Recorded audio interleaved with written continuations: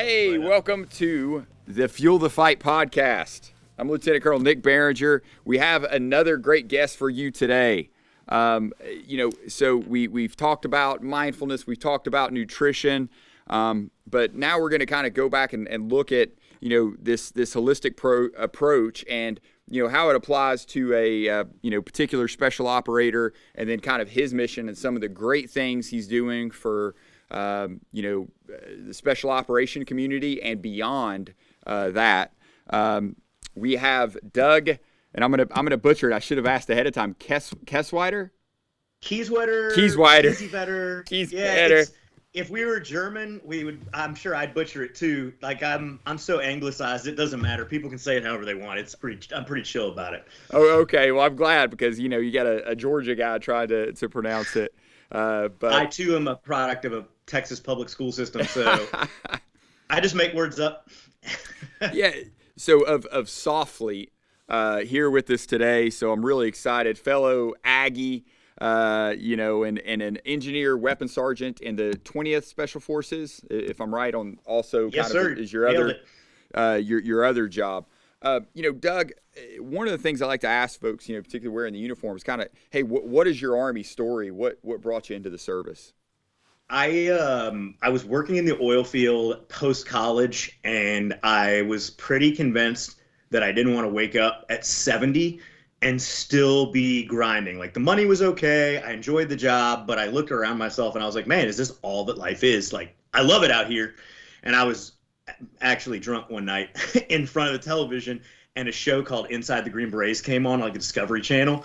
And I was like, man, those dudes look like they're having a really good time. I think I could do that. And I got online and I read a bunch of stuff about it, and I reached out to a recruiter, and I ended up joining on an 18 X-ray program billet, and here we are.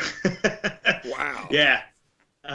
It's been not a straight road, but the funny part is I've maintained almost all my relationships, and it's funny, some of the guys that I've known over the years, I run into them again after a long hiatus, and they'll be like, damn, man, you're the same guy you always were. And I'm like, no, I just kind of grew into it. Like having a big mouth, it's got its advantages and its drawbacks. The biggest drawback being that almost no path that you embark on is a straight one. So I have definitely been burned a few times by myself, not by anybody but me. But being an X-ray, coming into the Army a little later than some guys, the X-ray program, just for listeners, is kind of like an off-the-street opportunity to attend Special Forces assessment and selection. Honestly, I think when I came through, it was an amazing program. I'm not sure what the success rate of it is now, or even how large the program is. I haven't kept track of it, but it offers, low-grade narcissists like myself an opportunity to do something bigger than themselves. So, I came through with assistant district attorneys from Atlanta, and medical doctors and lawyers, politicians' kids, people with master's degrees, PhDs, guys ranging from like 18 to 42 who came from all different walks of life, who they had a passion for becoming a force multiplier, which in the military, a lot of guys, I think, confuse special forces with, kicking down a ton of doors and being a direct action force, but we're actually teachers and leaders in the sense that we work with partner forces overseas to try to magnify their ability to produce whatever the end result is on their own, with us advising, assisting, and sometimes accompanying. It's a really great opportunity to get to know other cultures and, kind of mentor guys who are eager to see sometimes positive end results. But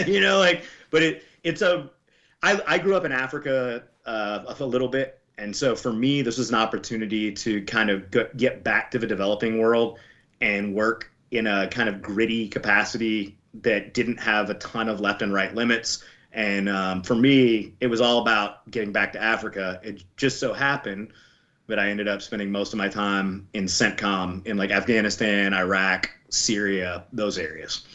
Oh, wow. No, that's pretty, interesting stories. Just like working, I'm watching a commercial. I'm like, hey, I think I should try that and go.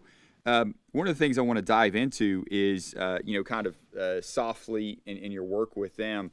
Can you kind of explain the mission of SOFLETE and then what got you started with it? So it's kind of funny. I really had no concept of fitness before I joined the Army. I grew up in a ranch. I worked in the oil field. Like, if you couldn't do something with your natural strength, you just use leverage. Like, I had cheater pipes and bigger wrenches, and like, it wasn't about. I didn't think about going to the gym because I spent 13, 14 hours a day working manual labor jobs out in the sun. When I joined the Army, I suddenly was put into a culture where I was competing with a variety of other guys to be. Whether being the best was the most important or not, it didn't matter, because everybody was competitive. We were all just constantly pushing each other to be better. And, basic training doesn't give you an idea of fitness. it's, like, hey, we're just trying to get guys to be more active off the street. And airborne's really just a boot run slugfest. And then you get into the special operations preparatory course, and all of my instructors were combat divers and fitness freaks, and they introduced us to CrossFit. I had never seen it. This is like 2004, 2005 timeframe. And I mean, to me, that was like my first introduction into some sort of planned fitness. And it worked. I mean, it really did help me build capacity, from a work perspective, and some strength, certainly speed. But I was little. I mean, I came into the Army at 135 pounds. I mean, I was fast, but I wasn't lifting a lot. But then I looked at guys that I was with who were strong. Like, we had professional and collegiate football players that were, working with us. And I was like, man, I got to be like those guys, because they're strong. Like, it doesn't matter if I can run. When I get there, I got to be able to pick some stuff up, or I got to be able to carry a ruck. So for me, like, my Army journey was figuring out that fitness and doing it pretty poorly. Most of my instructors had a mindset of like, well, the way to get better at something is to do more of that thing. And, therefore there was a lot of overuse injuries. There was a lot of, there was just a lot of, kind of Neanderthalic school of thought, if there was any thought at all. Right. And I think at a certain point, I started to meet guys who were more into exercise physiology and the idea that there was some sort of like intrinsic like structure to getting better and increasing your human performance. So I started reading a lot of books about it. I really got into like just a variety. I think that probably the first thing that really changed my mind, or started to change the way I thought about things, was like Cal Dietz, the triphasic method. And that was really just kind of mind-blowing to me, and seeing what, French contrasting could do, and realizing that a lot of the methodologies and systems that I had seen before from like, starting strength, or, some of the other things, they weren't really programming. They were trying to develop kind of single plane movement, strength, and, a slight amount of athleticism, but it wasn't making me an all-around better athlete. And in a lot of ways, it wasn't making the guys I was working with better. I was just, you're familiar with the Thor 3 program. Yes. I was going to Thor 3, and I was seeing programs there, but they were very geared towards guys who were already a little injured, or guys who were looking to like rehabilitate kind of imbalances they developed over the years. So it was hard to kind of piece those things together. This being part of a holistic fitness program like Thor was great to see physical therapists, dietitians, and coaches working together in symphony. Let me stop you just for the listeners, because I just thinking we're tracking, they might not be. So tactical human optimization, rapid recovery and reconditioning, something like that. Yeah. So it's basically special operations version of holistic health and fitness, which has been started before.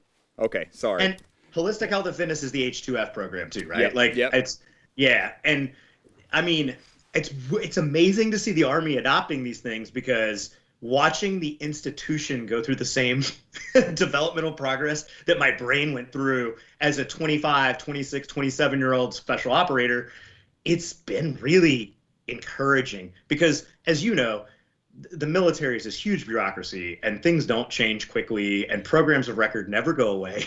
So seeing the military creating programs of record that actually care about the end user it's great. Especially on a broader scale, and having H2F deal with more conventional guys instead of just, hey, well, we have all this money over in the special operations side, so let's just dump it on our operators.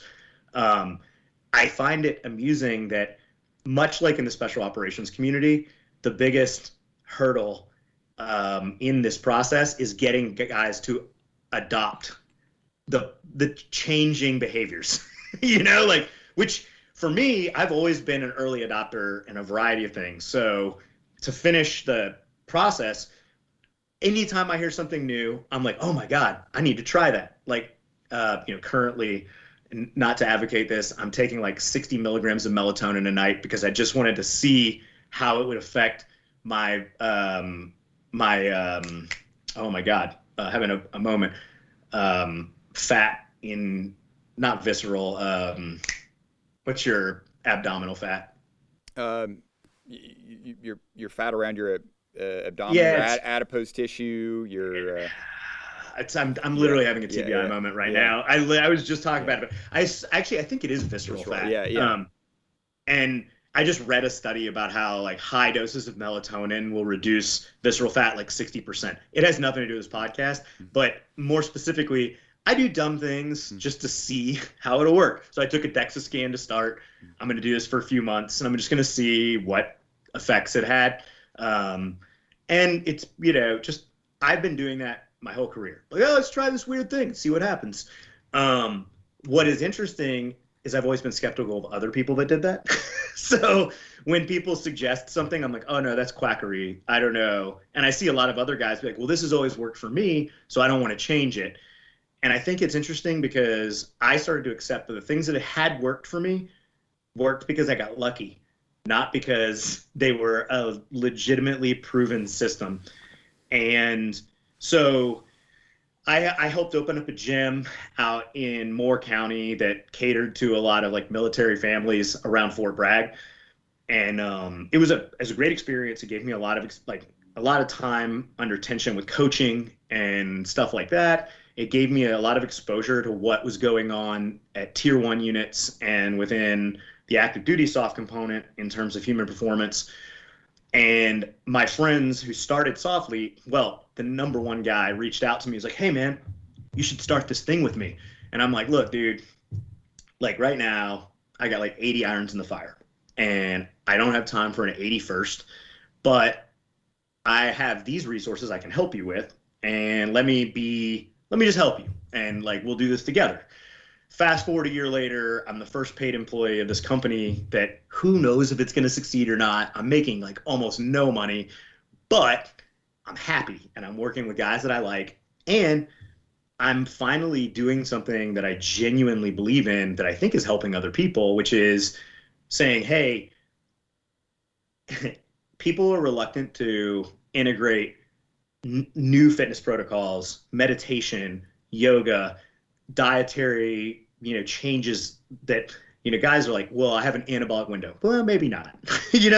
So telling guys about these more broad truths that are going to increase their performance, it's great, but the real ticket is making it cool so that they want to do it. And when we first started SOFLETE, our branding was great. We have this like spade with skull and crossbones in the middle that comes from kind of like MacVisag and the, Raider tradition. And we posted a lot of pictures of cool guys in non-regulation uniforms doing cool guy stuff, and we coupled workouts with it. And we were selling 2 programs, one for guys that wanted to get selected and one for guys that were currently on teams. And most of what we were doing was trying to just get guys to change the way they thought about training. And guys would message us all the time. Well, you guys are out.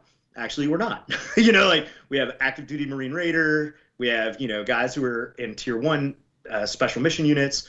And we've got like, Doug, who's, a National Guard SF guy who's still actively deploying.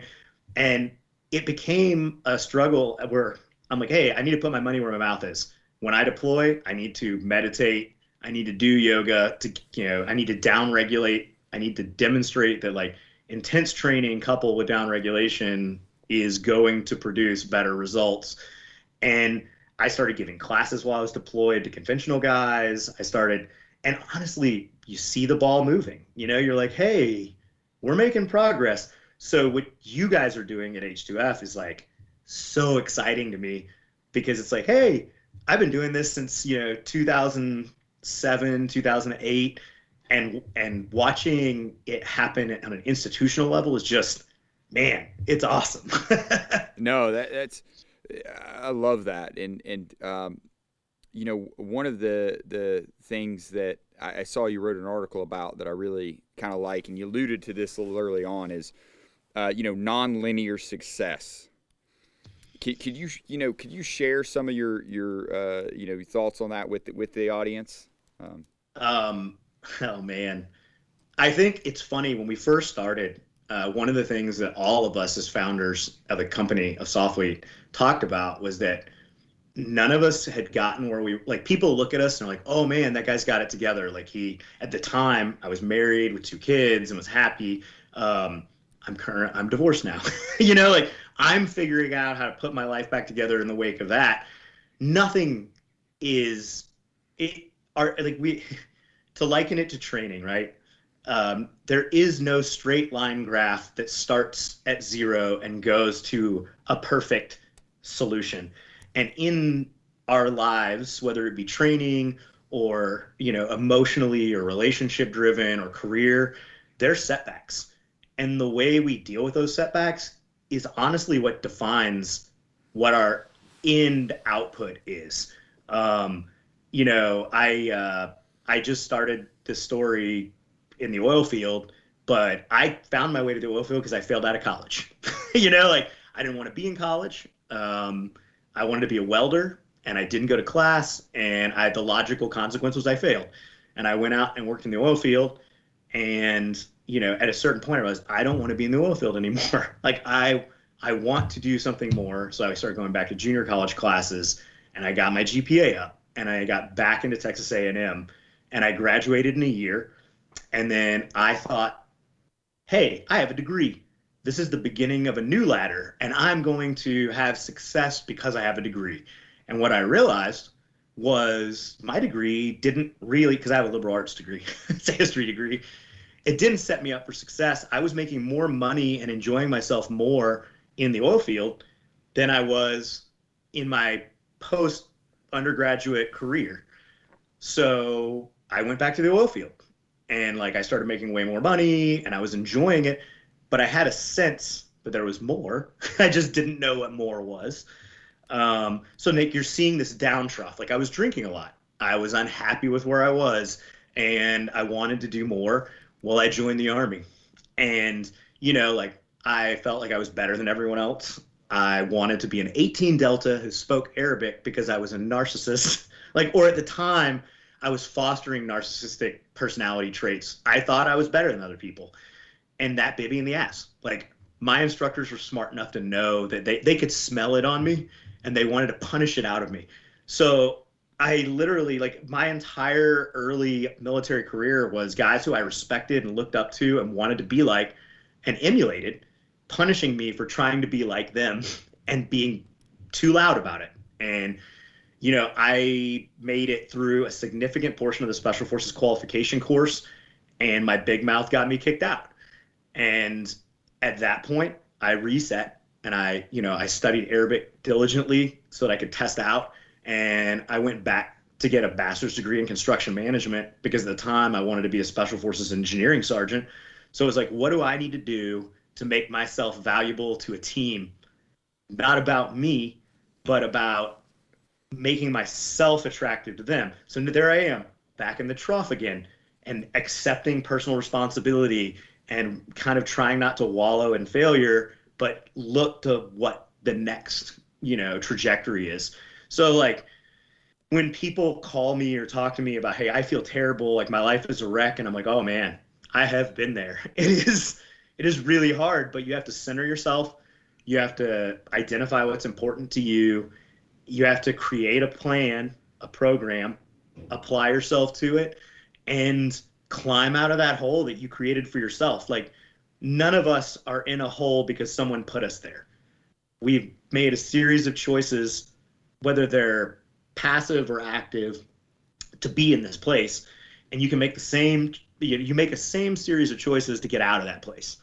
And it's kind of funny. One of the things that, and this is a sidebar, but fits along with it. One of the things that I've enjoyed the most about being in SOFLETE, one of the things I enjoyed the most about my time when I was a cadre for GoRuck, is encountering guys who are genuinely successful, who are focused on goals, who are doing really well in their lives, who have a window of time in their past that they feel like they didn't use the way they wanted to, and they regret it.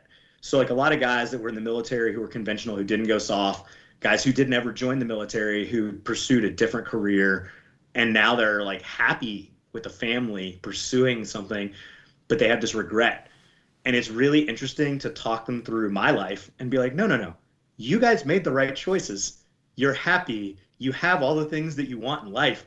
You're just choosing to focus on something that you just don't have any control over. And I know it sounds cheesy, but it's very Buddhist. Like I grew up super evangelical Christian. I still consider myself a Christian, but having worked with people from all different walks of life, one of the things that is really interesting to me about Buddhism is the idea that like we have no control over the past, and we can't really predict the trajectory of the future, but we do have absolute control over how we react in the moment. And when you accept that that is your only control, and you're like, well, this is what I would like in the future, and you structure your current actions based on what you want, what's the next right thing to do, it's amazing how much easier life is. You don't, spend a lot of time regretting things in the past. You don't worry about the future. You're just like, well, I'm doing the right thing now. And that's one reason why I think, and we'll bring it full circle, why I think exercise programming, structured, periodized exercise programming is so important, because it's a compass for your growth as a physical person. Maybe not emotionally, maybe not spiritually, but as far as your trajectory and fitness goes, that periodized program it's a map and a compass. It's showing you where you're going, and it's grounding you on where you are. And like I'm coming up on a deload week, thank God. And that's going to be my time to recover. I feel burned out. Maybe I need to scale. Maybe I should focus more on recovery. But you have a map and you have a compass. And unit PT, PRT, whatever it is that we've been doing institutionally for fitness has not grounded and focused individuals in a way that makes them feel, well, it's not just feel, it isn't setting them up for success institutionally. No, I think it's that's the ACFT's adoption has been so challenging, because it highlights that as an institution, we are not in shape. And I'm sorry. No, I mean, we've had Alex Moreau on here twice, and he had a good line. He's like, the ACFT didn't cause kind of this, physical issue. It just revealed it, right? And yep. So, no. You talk about growth, and I like that, because that was one of the things. I think the article was actually by Jeff Mitchell. Maybe you just posted it, but I liked about failure, how you allude to that, and how that's kind of needed for growth, because we don't we don't talk about that. Like, somebody looks at you and they're like, SF dude, successful, fit, all these things. They just focus on the success, and so that's why I think it's so great to be like, no. College dropout, oil field, we all have those stories and all those issues. We're all messes. Yeah. And I think one of the things that's been the most rewarding for me in this whole process is to be able to publicly own that I'm kind of a train wreck. I mean, I'm dealing with a lot of emotional labor all the time. And then I look around myself and I realize, like, well, everyone is, you know, and it's like, so, and that's one of the things that I really push. I mean, Jeff's piece was really amazing because Jeff really talked about what it felt like to actually fail at Buds and be like, yo, like, but I didn't really fail like the other guy. I mean, and his story was so impactful to me because his story revolved around his revelation when one of his Buds partners who said he was born to be a Navy SEAL, right? And when he didn't make it, he killed himself. And Jeff was like, he was born to be a Navy SEAL because he wouldn't let himself be anything else. And Jeff has an amazing career, an amazing family. Like, he is doing amazing things.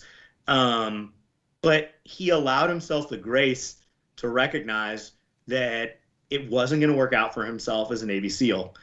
I had less grace for myself. Like, I wasn't suicidal, but when I failed in the Q course, I was like, I became hyper focused on becoming the thing that I was told I couldn't be.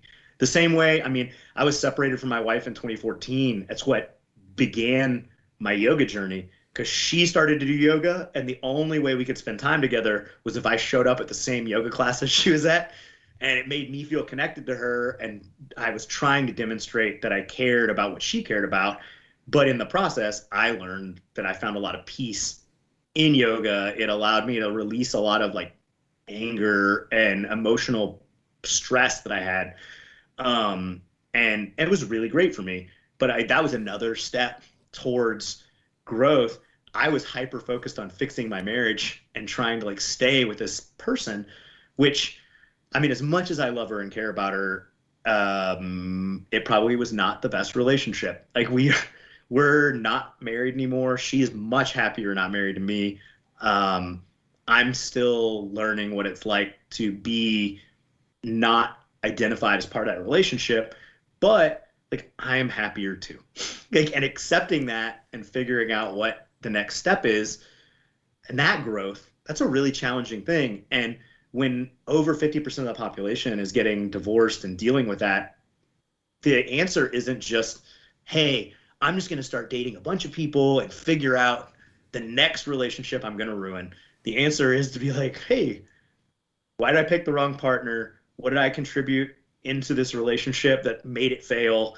What can I do to make myself a better partner for someone in the future? How do I choose a better partner for me? You know, like, those are questions people don't typically ask. I think it's why there's such a big focus on therapy now, because therapy kind of gives people a framework to talk through those things. I'm not sure everyone needs therapy. I think we've become really hyper-focused on that as well. If you have the ability to sit back and ask those questions on your own, you probably can find the answers.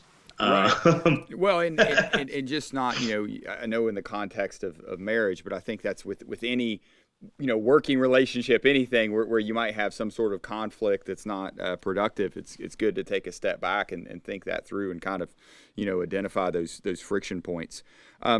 You know, one of the things I did want to hit on is you know, you're big on sleep. I know you've been kind of, you know, you talked about that on the Softcast and things like that. I'm big on testosterone. We should get it straight, right? Yeah. Like, I could give. I don't care about sleep. Yeah. I never cared for most of my career. But when I learned that sleep is directly tied to natural testosterone production, that was when. And like, yeah, I was like, oh, dude, like, you know what I care about? I care about a great sex life. I care about like lifting heavier weights, feeling just good, and that's a testosterone thing for us as males. So when I was, you know, identifying with hard work identifies me as a man, feeling like crap all the time. You know what? When I feel bad, I make myself feel worse by drinking more. You know, like, that was not a good thing. When I realized that sleep made me feel better and have more testosterone, like, it was like, oh, you know what? sleep is great. Right. Yeah. So the benefits that came with sleep. So that's good. Yeah. So people can hear that, and the importance of it improved quality of life overall. Well, and most of us have sleep issues. I think it's amazing how many of us have sleep apnea and how few people are actually addressing that. So when guys say, and I'll be a little uncouth, but I mean, like the thing that drives most guys to getting help, and Jeff Darty talks about, is the times when their dick stops working. Like your life can be in total shambles, but the second that you stop being able to have sex, guys are like, "Whoa, I have a real problem." Like it's why Viagra and Cialis are so popular. It's like, hey, well, I don't have to change my life. I can just take a pill. Mm-hmm. And I think it's amazing when the first guys are like, hey, should I take steroids? Because now we're getting into hormone therapy as a medical thing. I'm like, well, yeah, I think sometimes that's great. But the first thing you should do is really identify what's going on with your sleep pattern. And right. So versus treating a basically a symptom of an overlying issue. So rather than go testosterone replacement therapy, which is great, by the way. I think I'm on it. It's amazing. If needed by a physician, right. Yep. But I think it's funny where guys immediately go from, well, I feel depressed, and doctors are like, well, take antidepressants. And you're like, well, maybe we wind that back, where it's like, you feel depressed because you're not sleeping.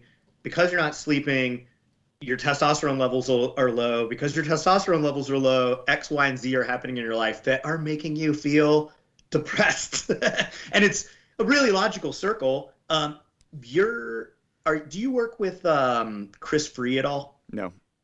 He's down at U of H, I think, right now. But Chris Free is looking at like integration of all branches of medicine into a kind of a panel where patients see an endocrinologist, a general practitioner, an osteopath when they have a problem, and then all those doctors meet and talk about what they've seen before they make any sort of prescriptive diagnosis. And I think it's really neat to see that doctors in specialty fields are willing to integrate and give better solutions. Because, a good coach sees 20 problems and identifies one and changes a lot in just one cue. And doctors in general, who are amazing in their specialty fields, may identify a problem that doesn't actually change. It's like, you know what I'm talking about, right? Oh yeah. No, that's good. I like that. I'll have to put that in the notes as far as kind of integration. Do you have any book recommendations or any resource recommendations for the listeners? It's kind of funny, man. I think when it comes to reading, I've never been really good about reading super educational stuff that's not in snippets or processed for me in a way that I like other smart people taking big tomes and distilling them into 3,000 or 4,000 words for me to kind of go through. Reading though is integral in mind relaxation for me because we have so much digital media coming in all the time. So I read a lot. But mostly light or at least fiction-based stuff. I've been reading to relax lately, and I cannot encourage that enough in people. I think people think reading is a chore, and putting your cell phone down and getting off your computer and like opening a paper book and touching it and going through the pages is really amazing. I've been reading like The Gentleman in Moscow. I don't know if you're familiar with that. No. Maybe it has ruined fiction for me for the rest of my life. It's so good. And it's not a subject that you would think would be engaging at all, but it's just really, really well written. When people ask for a book recommendation in general, I'm like the ultimate cliche. Based on what we've talked about on this podcast, I think that everyone owes it to themselves to read Man's Search for Meaning by Viktor Frankl. Mm-hmm. I think I've probably read it 5 times in my life at different phases, and it's meant something different to me at every single juncture. That's just kind of the memoirs of a Nazi concentration camp survivor and how he, the life lessons he took away that were mostly hopeful, not, defeatist. But like I've never had a bad time reading it. It's very short and to the point. And while it inspires deep thought, it doesn't drag you over the coals with it or exhaust you. So I apologize to intellectuals who are like rolling their eyes that I would suggest such a base book. It's good. It's good. I think folks listening to this will appreciate a short read. Doug, taking a lot of your time here, really appreciate it. Where can folks find you? So I'm Doug the Elephant Slayer on Instagram, which is actually metaphorical elephant slayer. I've been often accused of tackling elephants in the room that maybe I shouldn't, so it's just kind of stuck over the years. I also like our company account is at SOFLETE HQ. We post a lot of workouts, a lot of like kind of nutritional information, a lot of mindset stuff. It's another thing that we've tried to integrate now is kind of cognitive loading into the workouts. But really, we're trying to steer people into subscribing to our app where we're providing periodized programming, meal plans, and like shooting programs and all. I mean, it's all on the app. It's kind of how we've managed to kind of protect our intellectual property, but also provide kind of a more flowing program to our end users. And then honestly, like you don't need to follow me on Instagram. It's mostly just dog pictures and me hanging out with my kids and working out. But the company account at SOFLETE HQ it's a wealth of knowledge. If there is one thing that I think sets us apart from our peers in the kind of tactical fitness space, we're not personality driven. Like I might be the face of the company, but we have like all of the founders are coaches now. And we have an amazing coaching staff, and the programming that's written isn't written by one guy who's trying to send his ideas of what's right in the universe. It literally looks like a Korean slasher film where we have like 6 or 7 coaches in a room attacking the programming and being like, hey, this is a terrible idea. Why did you do this? Oh, actually, maybe I'm wrong. Maybe I see where your logic is. So like the programs that we put out are the product of a lot of actual like, heated arguments and disagreement and different schools of thought. And I think that provides a better product for the end user because instead of getting like into an echo chamber, we're constantly encouraging each other to refine and grow. Awesome. Well, hey, Doug, thanks again, for all that information you provided, a lot to digest. Hopefully you enjoyed that section of Fuel the Fight podcast, and we look forward to you listening next time. Thank you.